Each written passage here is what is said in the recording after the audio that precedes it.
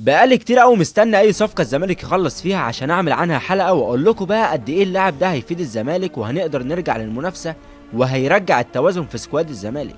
بس في الحقيقه ان الزمالك فعلا عمل صفقات محليه، بس بالنسبه لي هي صفقات مثيره جدا للشفقه. الزمالك اتعاقد مع محمود جهاد واحمد حسام، يعني واحد جاي يقعد لدونجا دكه والتاني فريقه متزايل ترتيب الدوري باسوأ دفاع ودخل فيه 15 جون تقريبا، واخر مره لعب فيها قصادنا كان متسبب في جونين لوحده.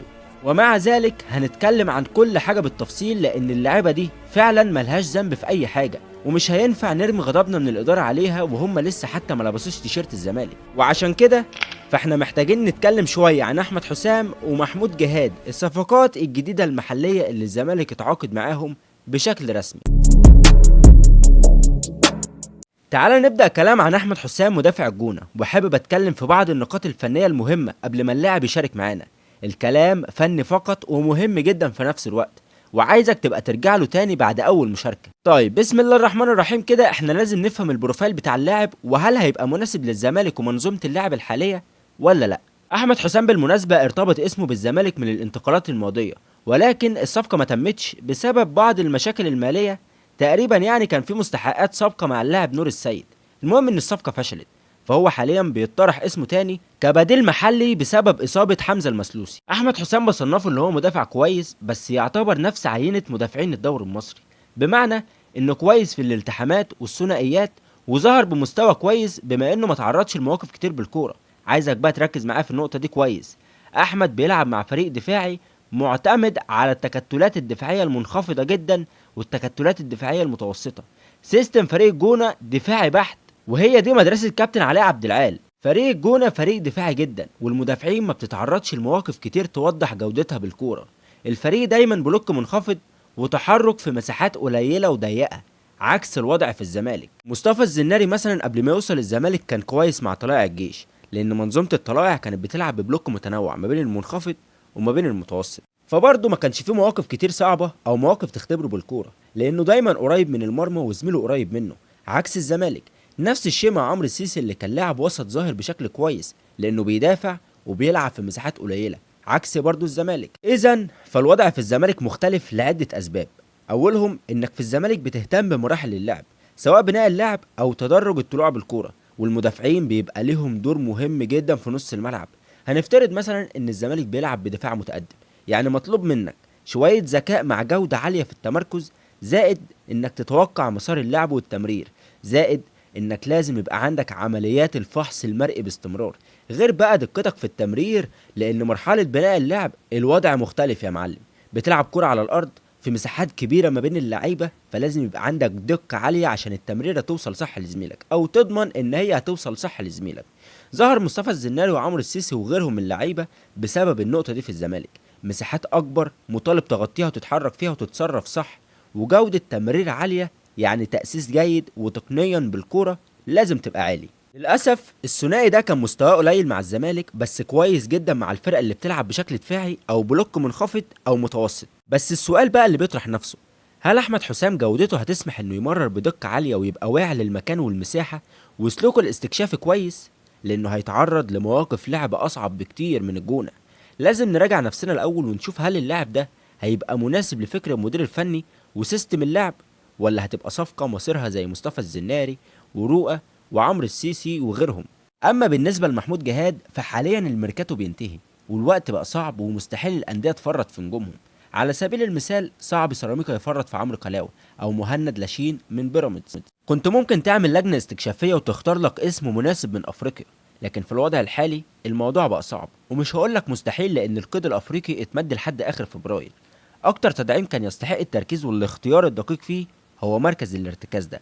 الزمالك ضم محمود جهاد ارتكاز فاركو، لعيب كويس لكن عنده نواقص زي كل اللعيبة، وكتجربة فهي صفقة محتاجة للصبر. محمود جهاد عنده 24 سنة وده عامل سن كويس جدا بالمناسبة، مع الاستمرارية والمشاركة مستواه أكيد هيتطور. كده بقى عندك في نص الملعب محمود جهاد 24 سنة، محمد شحاتة 23 سنة، محمد السيد 18 سنة.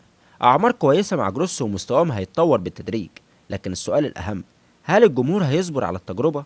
هل الجمهور هيستنى عليه لحد ما يشارك ويندمج وهامش تطوره يزداد بالتدريج؟ ولا تجربة زياد كمال ممكن تتكرر تاني؟ محمود جهاد طالما انتقل للزمالك مش هينفع انتقاله يتاخد في الرجلين في حالة غضب الجمهور من الإدارة، لأنه لاعب كويس وكارتكاز دفاعي هو أفضل من دونجا وأصغر سنا. لكن من ناحية تانية عندي مشكلة مع الأرقام المتداولة. الولد قيمته السوقية 350 ألف يورو، وناديه عايز 40 مليون جنيه، والزمالك بيفصل في 35 ل 30 مليون.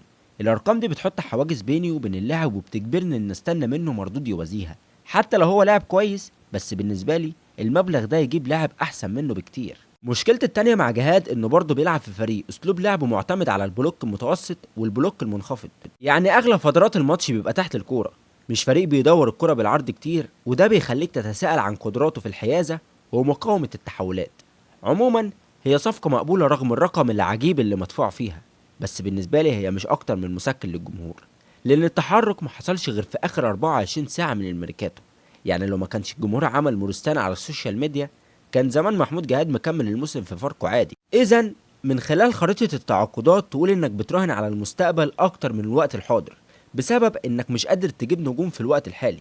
كنت بتمنى زي كل الجمهور ما بيتمنى لاعيبة سوبر أساسية، لأن لو عندك مشكلة مع دونجا كنت لازم تجيب لاعب يقعد دونجا دكة، مش يقعد لدونجا دكة. الموضوع فيه مجازفة، لأن وارد محمود جهاد يقلب شحاتة ويديك كورة بعد سنة أو سنتين، ووارد يقلب زياد كمال. لكن خلاص، هي دي إمكانياتك المحلية في الوقت الراهن، مفيش مشكلة. أحترمك فقط في إمكانياتك ورهانك في المستقبل في حالة واحدة بس، لما تعمل كل اللي قلته في الفيديوهات اللي قبل كده، وتجدد للناس اللي بالفعل عندهم حاجة يقدموها.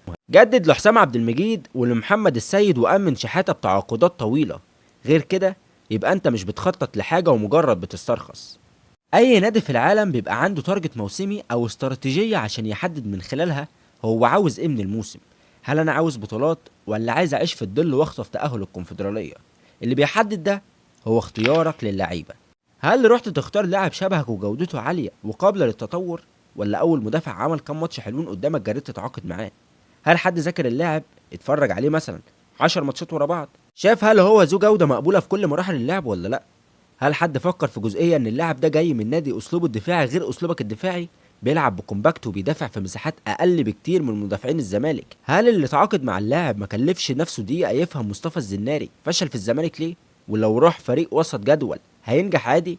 الصفقات بالنسبة لي مش مرضية نهائي، ورغم كده انا بقدم كل الدعم لكل لاعب جاي، لانه ملهوش علاقة بمجلس الادارة اللي هيفضل في عينينا جاي يخدم الاهلي وما عملش حاجة لطموحات الجماهير. نفصل بين العداوة بينا وبين مجلس الإدارة، وإننا ننهي على لعيبة لسه حتى ما لبستش تيشيرت الزمالك. أنا دايما بشوف إن الفاصل بيني وبين أي لاعب بيكون الملعب، ويا ريت مجلس الإدارة ما يفكرش إن الصفقات دي ممكن تهدي غضبنا كجماهير، لأن مفيش صفقة سوبر أو صفقة قوية جاية تعمل ضجة أو لاعب نجاحه مضمون. انتوا في عينينا زي ما انتوا مجلس إدارة مش قد المسؤولية. في الأخير، بعد مد القيد الأفريقي لنهاية فبراير وفي ظل إن القيد المحلي بينتهي يوم 8، هنلاقي حرفيا لعيبه لقطه بعد نهايه يناير وبفلوس ارخص من الرخص، ومش هتلاقي حد يزحمك عليهم بما فيهم الاهلي وبيراميدز اللي قفلوا قوائمهم من الاجانب.